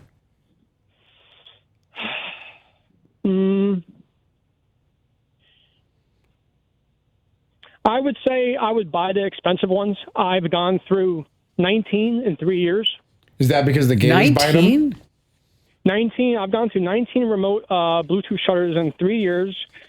I do use them aggressively. I do take thousands of photos in Expert RAW every day, and then I have to dump them to my portable SSD drive. But the Bluetooth charge maybe last a month, 2 months. So I ended up buying, I forget what brand it is, but I ended up buying a really expensive one, and it's been with me now for about 6 months. Oh, nice. All right, good. All right, so don't buy the cheap ones. Quality matters. So not buy quality matters. In this case, yes, it does. Oh, wow. Well, I've even dropped it in swamp water, and I've retrieved it, and it still works. So. Oh, just let it go. Just Yeah. if you drop your selfie stick in the gator water. Okay. Well, then usually at the end of a selfie stick is a phone. I'm not kidding you. I mean, we flew over the swamp to get to Miami, and I literally was sitting there going like, plane, stay in the air, because I thought, oh my God. And I think I even said to Barry, if this plane falls in the water, we're dead. Because of your luck, you would survive the crash, but then get eaten by an alligator. Probably. Delray in Tucson, Arizona, you're up next. Hi, Delray. Hi, Kim. What's going on? Well, this is the second time I've talked to you, and I'm a writer of a fantasy webtoon called The 1,000-Year-Old Woman, and I've been using AI as my own art department. Okay. And, it's something that I've just started and, I have a lot of trials and tribulations getting the groove on, but I've got the groove on and I'm working really well with it. So what's on your mind? How can we help you? And congrats on that. Well, it's Facebook advertisement. So I've been trying to do Facebook advertisement, and I'm still not quite sure. It's hard. Yeah, they have a lot of terms and stuff and it seems made up. You get so many clicks and that. Yeah, I don't know how well I'm doing. They do tell me, who is clicking on it and what age and demographics. So what's the goal? What's the goal? Because I will tell you, Facebook advertising is not easy. Okay. I mean, you got like audiences, and then you've got cost per click, and then you really have to keep track of this. Otherwise, they're gonna keep banging your credit card every time you turn around. Right. The goal is to get more views on my webtoon site. And, it has been going up pretty good. I've only been working with it for a couple weeks, and I've gotten, close to 200 views, and considering I'm a brand new Which is, it's a good place to start. But yeah. I would say, what do you think? I mean, I would say put them up on TikTok. Yeah. And Reels. The last thing I would do is have the destination be a website. Social media is where people are going to consume this the most. Mm-hmm. Do you have a social media account for your webtoon? No, not just specifically for my webtoon. Yeah, that's what you need to do. Yeah. So, start, instead of sending them to a website, create a whole profile, a whole branding campaign, and get into ChatGPT. It will help you how to kind of sort through what you need to do for all this. But what you want to do is get a TikTok account, an Instagram Reels, and whatever you put on Instagram Reels is going to be put over on Facebook. Correct. And how long do you think it should be?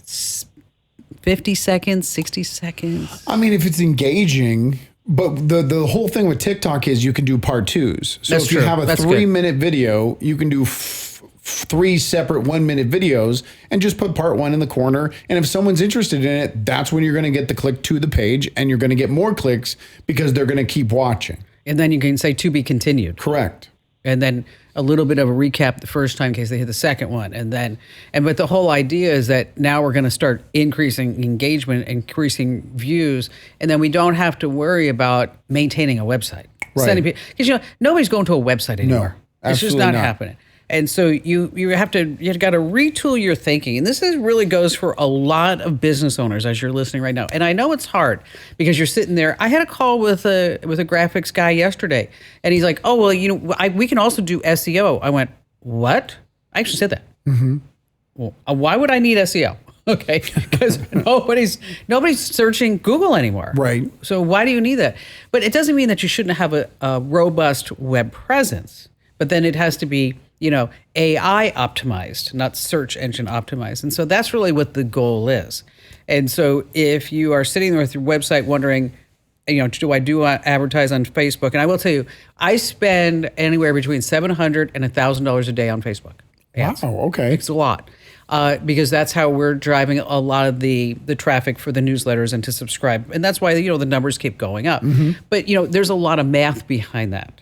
How much are we willing to pay per subscriber? What is the lifetime value of that subscriber? And if you are approaching Facebook ads just like, I'm going to get people to click, and you don't know what your customer's worth, and you don't know what you're doing, you have to find somebody who does. Because otherwise, you'll just waste money. Ian and I sat down on a weekend. I said, we're going to figure out Facebook ads. It can't be that hard. Well, $700 later, after 2 days, I'm like, we don't know what we're doing. But that's where social media comes to play. If you just want eyeballs on your thing, you can do it for free. Put it up on social media. One quick tip I would give you is start a TikTok account and then start 4 more and make them exactly the same and post the exact same content at all 4 and see which one of the 4 catches on and then close down the other 3. But how can you do that if that's your brand? Because, first of all, you can change your brand. So if it was, the 1,000-year-old wife or whatever, I can't remember the name of his cartoon, but you could name them all differently. And once the one catches on, then you just rename it. I see. Okay. So it's not like if you did it, then you lost it. No, you're not losing it forever. Okay. All right. That's good. I didn't know that. Okay. It's one of the annoyances of life. You have to fill out a form. Yeah. Hate them. Okay. School forms, applications, membership forms. I'm sure there's people like, hey, fill this out. You get a $15 rebate. And you're just like, nah. It's not worth it. I'm not going to do it. HOA forms. I had to fill out one of those the other day. It's like an adulting problem. Yes. It's annoying. So here's what you can do is that you can open up ChatGPT or your favorite chatbot. Though ChatGPT seems to be really good at this one.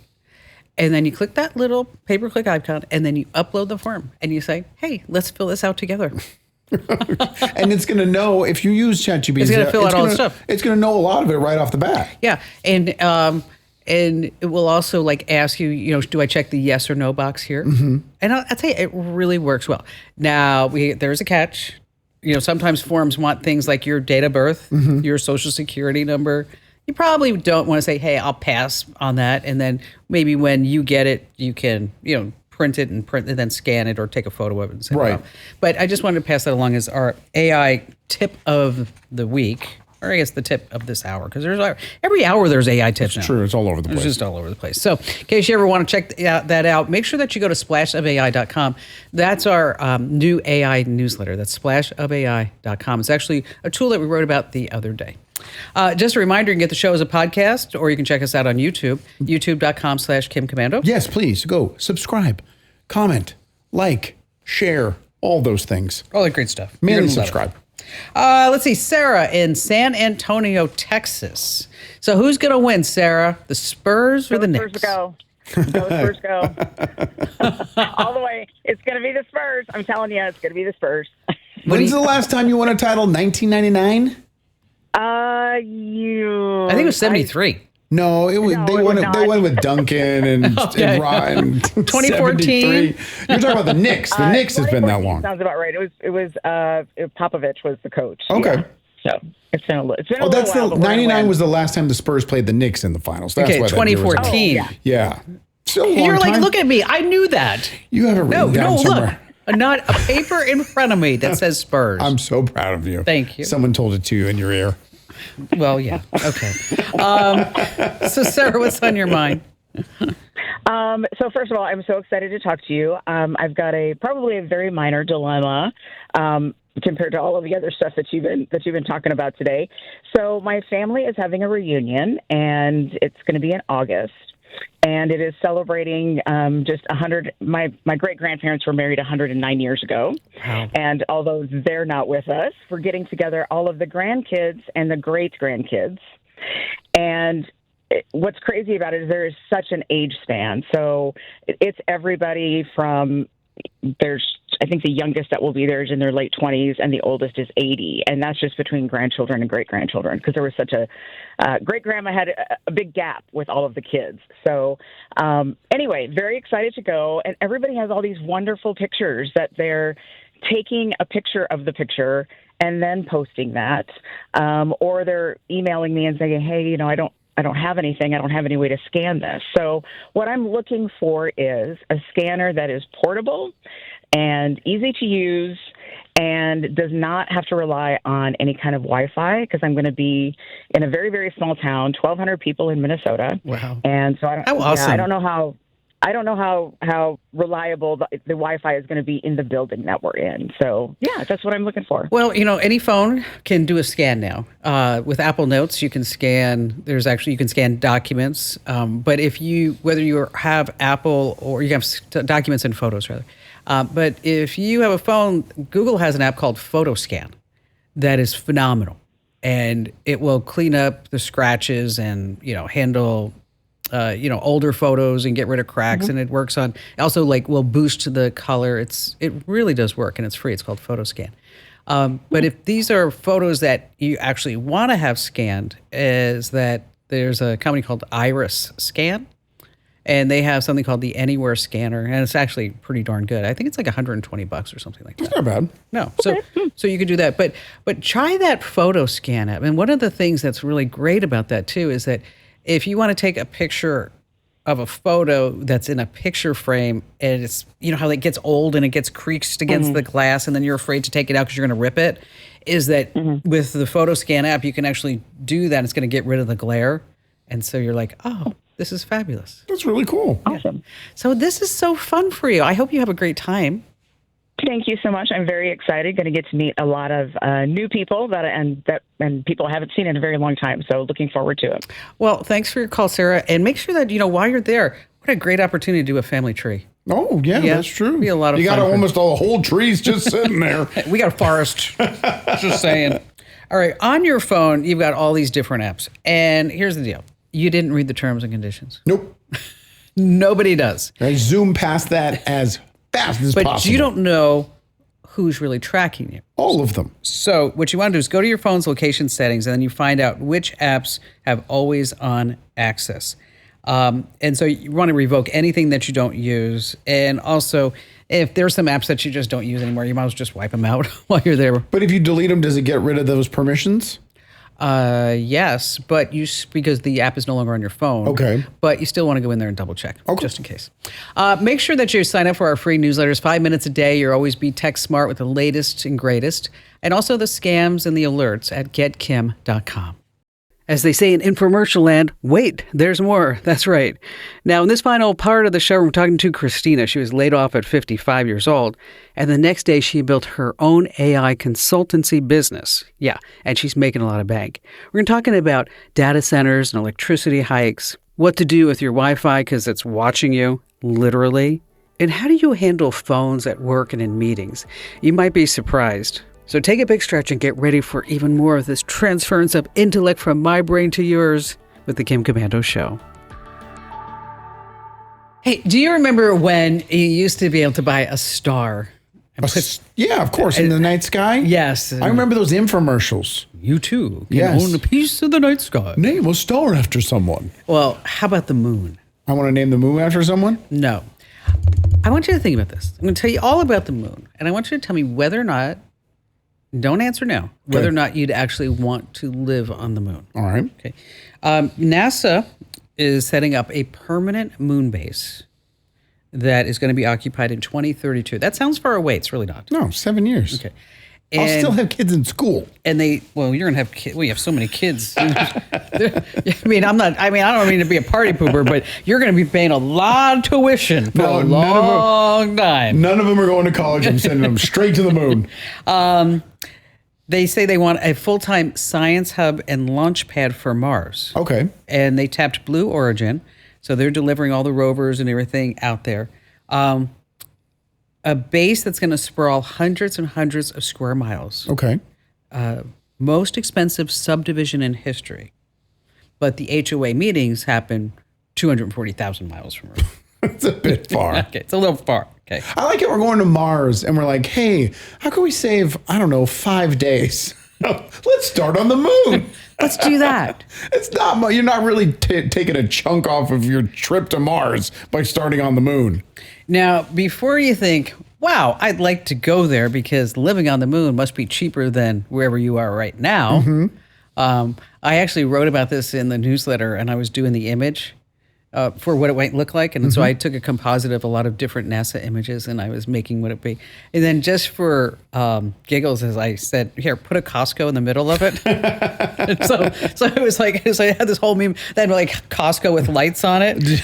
And then somebody on the team said, somebody's going to believe you. Yeah, that's true. A Costco that you wouldn't be there. I wouldn't put it past Costco, actually. Me neither. And the hot dogs would still be $1.50, even on the moon. So we're going to talk a little bit more about what exactly is happening on the moon and whether or not you'd actually want to. So think about it first for a second. Would you really want to live on the moon? But first, I need to thank a couple of our sponsors here who make this show possible. Study and play come together on a Windows 11 PC. And for a limited time, college students get the best of both worlds. Get the Unreal College Deal. Everything you need to study and play with select Windows 11 PCs. Eligible students get a year of Microsoft 365 Premium and a year of Xbox Game Pass Ultimate with a custom color Xbox wireless controller. Learn more at windows.com/student offer. While supplies last. Ends June 30th. Terms at aka.ms/collegepc. All right, let's go back to the moon. Okay. There's a lot of dust. Bring a broom. Problem solved. It's basically crushed glass. Oh. Okay. So it's sharp, it's staticky, it gets into everything. Now, the astronauts that were there, they said they actually breathed a little bit in. And they got lunar hay fever, sore throats, water. It smells like gunpowder. The whole planet? Mm-hmm. It wrecks your lungs. Your sleep schedule's toast. Why? One day on the moon is like a month. You get two, and then also you have 2 weeks of sun, 2 weeks of pitch black, 2 weeks sun, 2 weeks pitch black. I can sleep in the sun. Could you? I'm getting to that age where I can pretty much sleep anywhere. Exactly. Don't put it on a movie because it is game over. Old man in the recliner over there. Sports I can pay attention to. You put on some movie that's so predictable, I'm out within 10 minutes. The temperature from 250 degrees to 400 below. That's all? Mm-hmm. Can you turn the thermostat up 200 degrees? I'm getting a little chilly. NASA's putting a nuclear reactor up there. That might be some problems. Yeah. So if they're going to have this base on there and everybody's going to live on there, how are they going to survive with all these things you're presenting to us? Well, you're not going to be able to go outside. Oh, you're going to have to live in all those astronaut stuff, you know. Don't get too technical with the astronaut stuff. I the hell of it.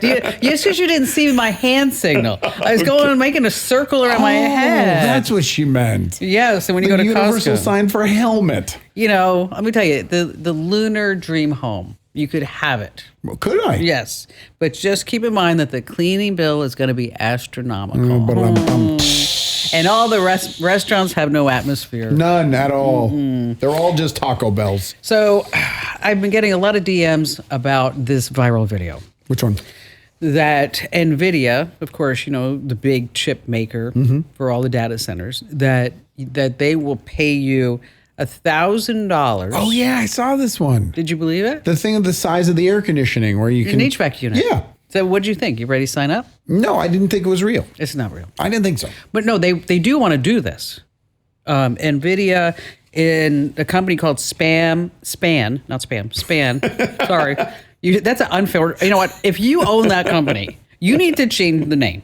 Okay? Well, I just love the fact that for some reason the company that makes processed pork loaf is getting into the chip business now.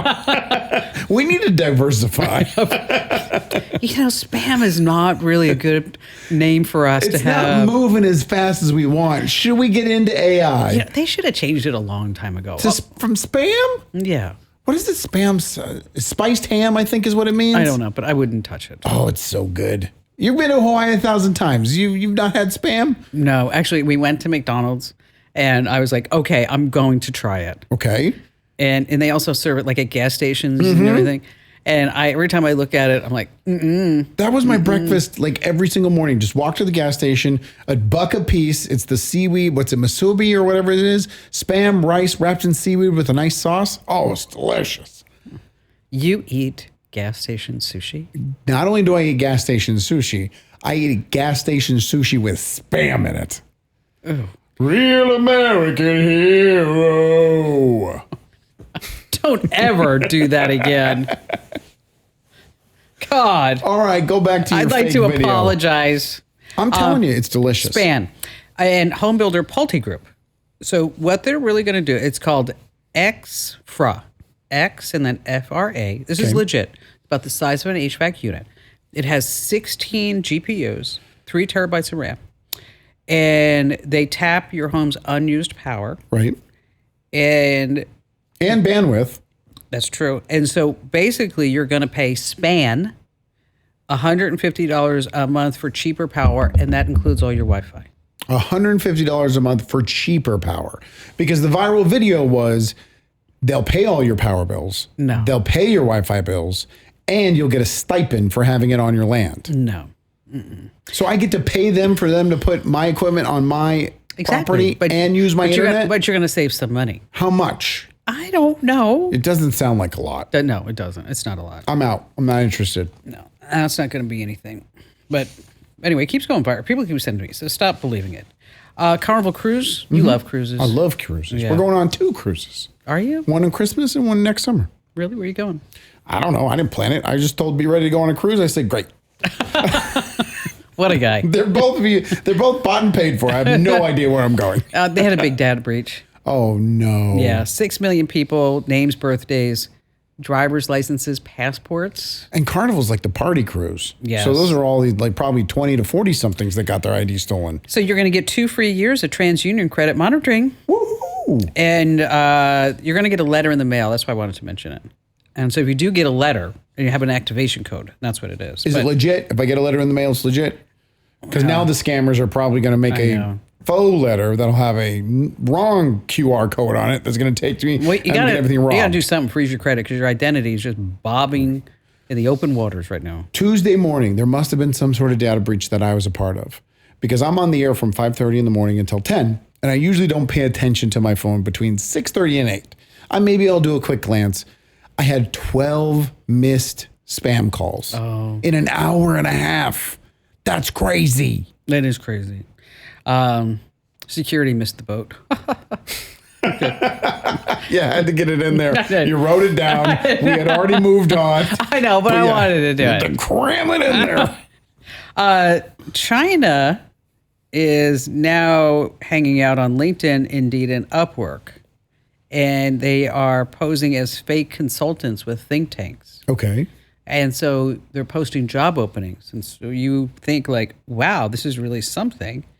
And the pay will run $100 to several $1,000s. They're going to pay you by Western Union, Zelle, crypto. None of those sound legitimate ways to pay someone. They're trying to hire spies. Oh, okay. So if your goal is going to prison, right, you might want to apply for that. How much does it pay? It doesn't say. Okay. But it's always going to be a little bit higher than the average deal. Okay. I read about this story and I thought, we have this problem here in the studios. You go to a meeting and people have their phones. And so you're in the middle of a meeting and people are like, going, oh, I got a notification. Right. Does that bother you? A meeting, yes. If we are out to lunch, I don't care. But if it's a meeting, the only reason why it bothers me is because A, you're not paying attention. If I need to lean on you for information from the meeting or a task that was assigned during the meeting, I know I'm not going to be able to. And B, I want to get out of the meeting as fast as possible. If you're checking your phone and wasting time and making this longer, like at the end of meetings when they go, does anybody have any questions? No. Yes. Do not ask a question. Because you can email whoever's running that meeting right afterwards. I don't need to sit going, well, I was wondering if next Tuesday. No, don't ask your questions. Boy, you're a little fired up about that one. United Wholesale Mortgage in Michigan, they have... Wait, hold on. Well, you didn't answer the question. Do you allow people to check their phones in your meetings? You're the boss. I will look over and say, would you care to join us? See, that's just passive aggressive and rude. Why not just set a policy, no phones during the meetings? Well, because I have my phone. Ah, that's why. And I'm the boss. Sure. Where was I? I was with Ian. and we were someplace, and he was on his phone, and I said, "Over here." Love you, Mom. Okay. I have not seen any of these movies. But apparently it's a big story. 2 Gen Z YouTubers, Kane Parsons, he's 20 years old. He produced and directed a horror film, Back Rooms. Oh, yeah. I know these $10 guys. million. I've seen them on TikTok before. Okay, They're pretty funny. $81 million box office. That's really good. That's incredible. I'm guessing the budget was probably 5 to 10 million. 10 million. Okay. 10 million. 26-year-old Curry Baker is behind Obsession. It was made for $750,000. It grossed $27 million. That's a great return. Isn't that crazy? It's way better than the return you guys got on the movie you produced. Oh, don't even. I knew it would set you off. Barry, we're going to make a lot of money in the movie business. This is Ava Longoria and everybody, blah, blah, blah. Did you ever make a dime? Did you ever get one? No. I mean, you can. It's called Frontera. You can watch it all day long on Netflix, and I still won't make any money. Please watch it all day long. She's got to recoup the money her husband invested. It's never going to be recouped. You know, it's one of these things in life that you did, and you say you can do. Sure. And you can say you're a movie producer. Well, and then he's got the billboard thing hanging in the hallway, and every time I go by, I look at it and go, we got screwed. We got screwed. That poster cost me so much money. You don't understand. And then he's got the ticket, from him us going to see the movie on the red carpet, and I look at him and go, that's the only tickets and we didn't even pay for them. And then he had the gall to come to me like a year later, 2 years later. There was another movie. I'm like, don't even. And you know what the movie was? What? And I turned down. Christmas Chronicles. Are you serious? Yes, I know. Why does he let you make any financial decisions in your household? I just thought that was like, out of all the movies in the world. Right. That one had like 3 sequels, didn't it? Yes. Way to go. I know. Stinks. Well, are they working on Frontera too? Ow. Oh, you're just killing me over here. Sorry. So anyway, all these YouTubers are now saying we could be in the movie business because we've made shorts. But they make good movies. I mean, they make good videos. Yes. People are watching their movies. $80 million isn't a fad. That means the word of mouth got out where people said, hey, this movie's really good. Go see it. So what's wrong with the big studios? Like Star Wars flopped. Did it? Yes. The Grogu one? Yeah. I don't know. I can't remember what it was called. I don't know what it's called either. I think it's called Mandalorian and Grogu. Well, it's not just the big studios. It's like, when's the last time you went to a movie theater? Long time ago. It was silence. Our attention spans right now aren't for long form movies unless it's a horror film or a kid's film. Like those are the only ones that really work out. They're the only ones that want to go. I can't believe that you mentioned Frontera like that. And you wanted to... Frontera 2. This time it's personal. It is personal. Starring Eva Longoria's niece, Teresa Longoria. You're awful. Oh my gosh. Can I go back and talk about ExpressVPN? Go ahead. Okay, so you go to pick up a prescription, right? The copay is $90. Ooh. And then you're like, what if I don't use my insurance? I've done that. And they're like, oh, that's $8. What? Because you're like, I'm sorry. Go ahead and delete my insurance. I have insurance. It's supposed to be lower with insurance. The guy at Rite Aid knows me, and that's what happened. And I was like, Does he just now know from now on, just delete your insurance if it's cheaper? Well, I don't even use insurance. Oh. Because it is cheaper, but also I like to get 90 pills at a time. Oh, you don't want to have to go through their restrictions? Exactly. And so, so instead of $8, it's $25. So it's do you ever run into one where, like, I went to pick up Lisa's prescription and I didn't know anything at the time what it was supposed to be. And they were like, okay, that'll be $285. And you paid it? And I was like, okay. And then when I got back, she's like, what are you doing? It's supposed to be $3. What are you doing? Barry has done that for me as well. So what you want to do is use goodrx.com. That's one. And then they normally have a cart. But Mark Cuban's it's called costplusdrugs.com. I actually use that for one of Barry's prescriptions. Okay. We saved just a ton. No membership fee, no insurance. And this is not an ad. I'm just passing along some information. Now, I didn't know this, but pharmacists cannot legally volunteer information to you about costs. Oh, interesting. But you can ask. But if you ask, they can say. But Right. they can't say, oh, what if we do this? Right. So just a little thing that you want to pass along there. Let's see. Karen in Los Angeles, welcome. Thank you. So tell me what you're doing with caregivers. Well, Caregiving Daughters is a community that I started, I think back in September. And basically, there are 60 million daughters in the U.S. that are caring for their mothers, whether they're aging or sick. And once I was one of them. I use a framework of calling them heroines, that they're on a heroine's journey to support them, because it's very hard every day. And it's very difficult. Yes, it's very difficult emotionally, time-wise. If you have 10 minutes, even in a week, if I can somehow support one of these women, that's what I'm trying to do. And my Facebook community is growing. I don't know how. I guess word of mouth or something. But anyway, I would like to get more, spread the word more. And it's not just for women who are doing it now, the 60 million, but women who did it, and they don't know how to look at themselves. And I understand that too. So my question is, I'd like to get more on a different platform or another platform. I was thinking about Substack because they do video, and I don't want anything more than 5 to 8 minutes. And I would post it every other week or every week. Right now, I post every other week on Facebook.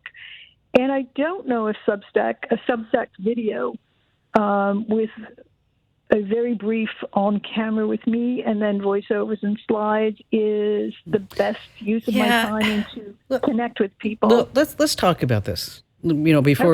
Before we get into like which platform is the best. Okay. Yeah.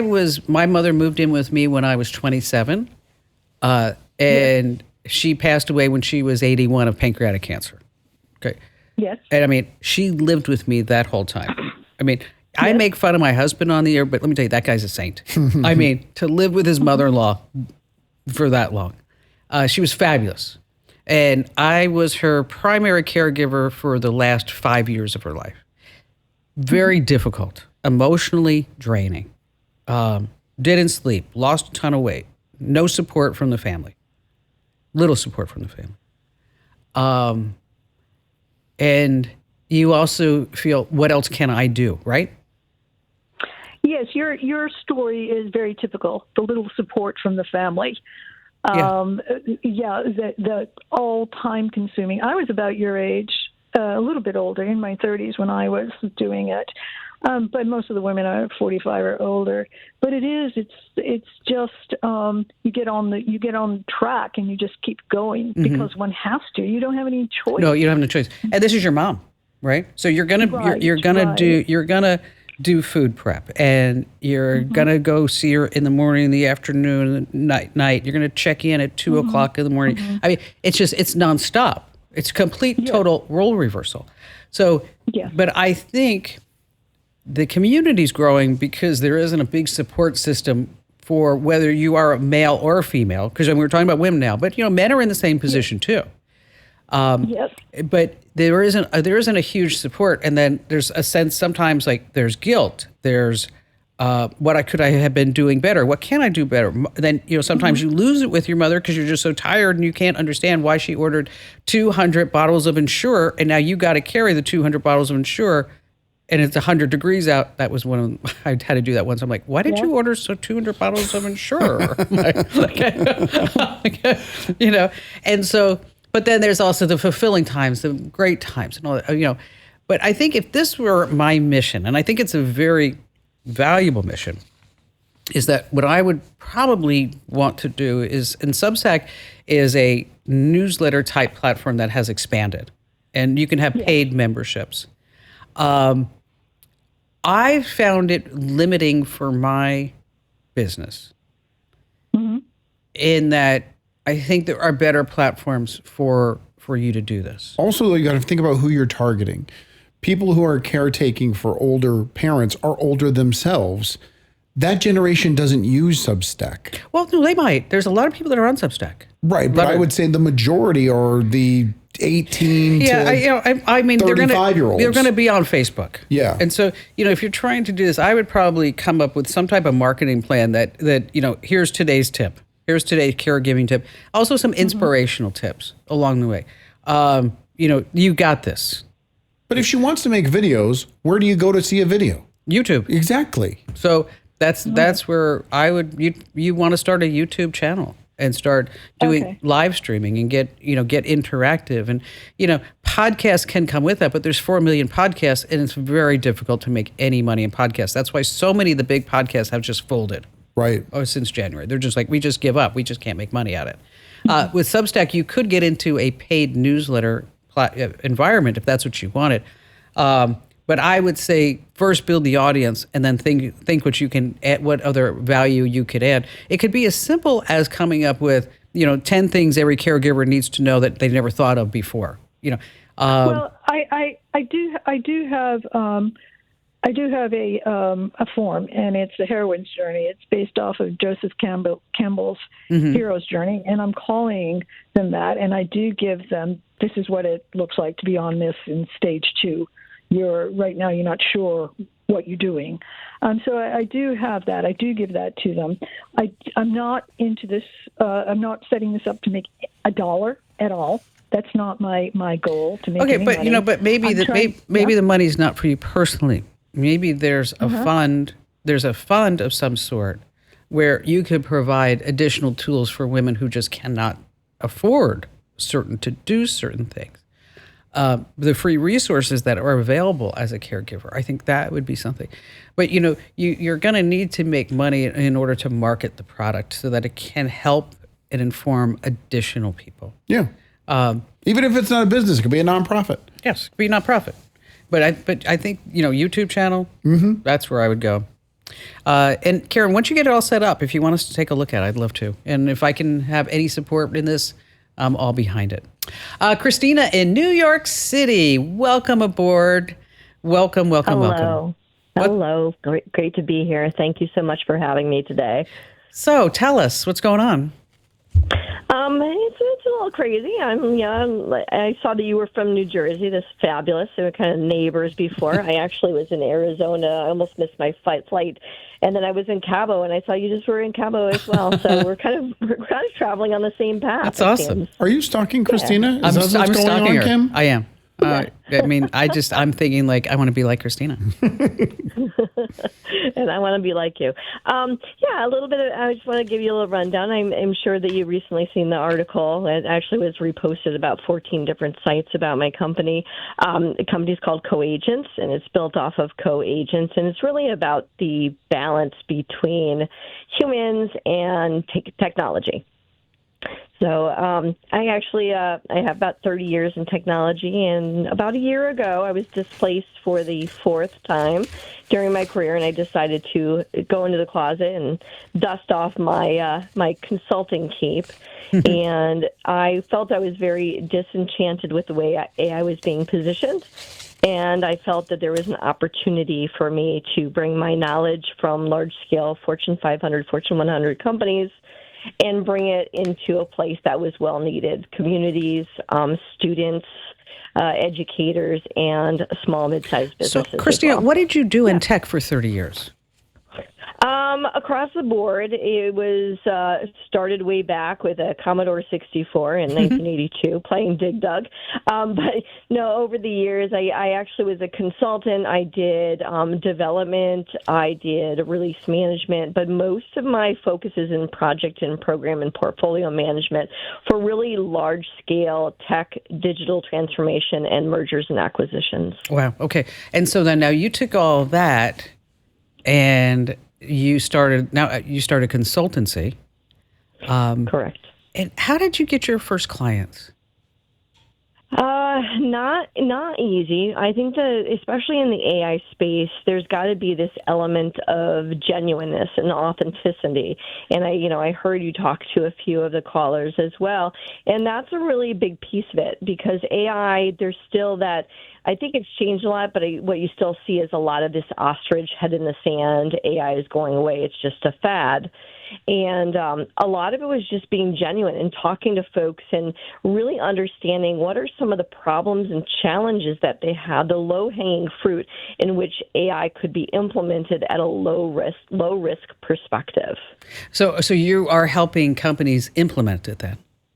I am. I'm also doing a lot of education. I actually started out with one client, which was a word of mouth, friend of a friend, and helping her as an entrepreneur start up a new business out in the Midwest. And then I was, go ahead. No, I was going to say, AI starting a business, that's just a total game changer. Yes. It is. It takes all, basically I have a blueprint, and when you look at the old ways of doing a startup, it was double the amount of time that it takes now leveraging AI. Now, one of my problems that I'm having with AI is that it gives me so many great ideas. You don't have time to fulfill them all? But no, what happens is that I take these, and I don't know if you're seeing this, Christina, is I take these, because I'll say to AI, or Claude, this sounds good. What more can I do? And it spits out like 10 different things. And two of them are really smart. Two of them are just so great. And then it says, do you want me to build a whole marketing plan around it? I'm like, sure. Okay. So it does a whole marketing plan that would probably take a human 2 weeks, maybe more, because it will analyze all the competition and everything. And then I waltz down the hall to our SVP of sales, Tracy, and I say, Tracy, can you sell this? And she looks at me and goes, oh my God, that's fabulous. And then now we have 5 minutes of the future that we're launching with CEOs. But you started this by saying that this is a problem you have with AI. It sounds like it's working out for you. There's only me. Okay. I feel the same exact way. So I joke about the fact that I have squirrel brain. If you've ever seen the movie Up, and the dog's like, squirrel. Oh yes, squirrel. And every morning I say to people, it's like Christmas with 500 new gifts.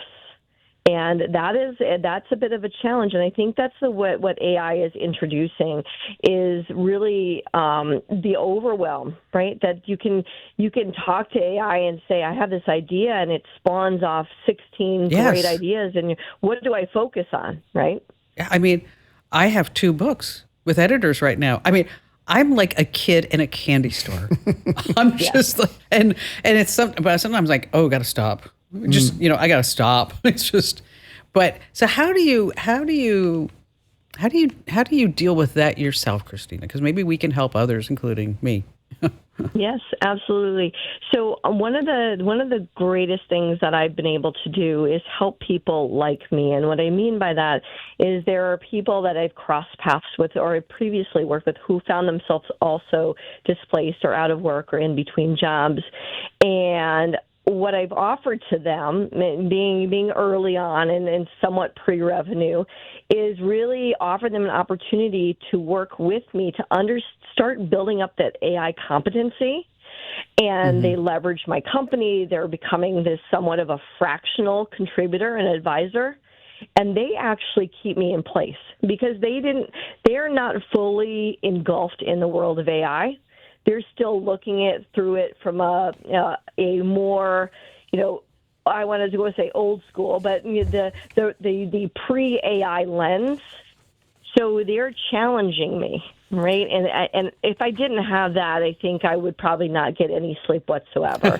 But they're challenging me and helping me put me in place. And I'm also working with these GPT tools, whether it's Chat or Claude or Copilot or Perplexity, whatever it is building that in. So when you're building out prompts, right, and prompt engineering is saying, hey, remember that I have squirrel brain. Remember that I'm going to go into 5 million directions. Yeah. So let's keep a backlog of ideas and let's score them accordingly. And remember, there's only 24 hours in the day, and there's only me. Really, first and foremost, it's me, and then leaning on my advisors as well. That's the way that I have to be able to prioritize the work. And that's really great advice. That is. Because, squirrel brain, if I borrow that from you, Christina, I mean, that's I think so many of us have that. And AI just feeds upon it. Do you think you prioritize? Yes. Okay. Yes. Not just I prioritize on getting everything done. Yes. Oh, dang. Yes, there is that. All right. So as it turns out, that boring little box that blinks, the router, is that it fills your home with invisible radio waves. And so every time you move, your body blocks, bends, and bounces on those signals, like your hand throwing a shadow against a flashlight. So it can actually sense where you are located. Did it always sense it, or did they figure out, hey, we could use this to our advantage to know where they are in the house? They figured out a way that they can say they can use it. Sneaks. Of course, as the technology gets better, let's see where they really hang out and how many times they go to the bathroom with their phones. Just a reminder, if you haven't already, make sure that you get our free newsletter over at getkim.com. So what do you think? Okay, if you learned just one fabulous thing, or if you laughed at one of my really bad jokes, what I'd love for you to do is wherever you get your podcasts, leave a great 5-star review, because it really helps other people find the show, and that makes a big difference in the algorithm. And if you haven't already, make sure that you sign up for my new free weekly newsletter. It's all about AI. It's fabulous. Oh my gosh. Well, I write it, so what else would I think, right? But anyway, you're going to like it too. Head over to splashofai.com. That's splashofai.com. And thanks for listening.